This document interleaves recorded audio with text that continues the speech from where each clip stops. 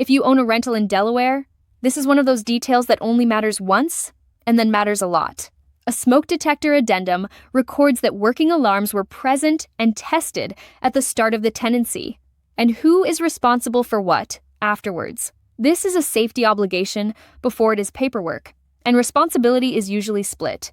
The landlord installs and certifies, the tenant maintains and does not disable. If that split is not written down, it is not much of a defense.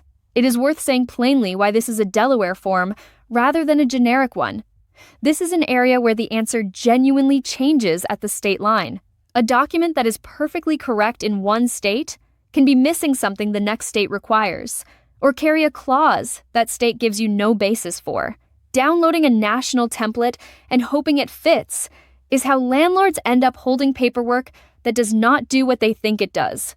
Our page covers the Delaware requirements and gives you a fillable addendum. So if that was useful, give it a like and hit subscribe, because we are working state by state through the landlord forms and the tenant law that sits behind them. And when you are ready to use this one, go to tenantscreeningbackgroundcheck.com. That is tenantscreeningbackgroundcheck.com, where you can fill this form in, download it free, and run a full screening on your applicant while you are there.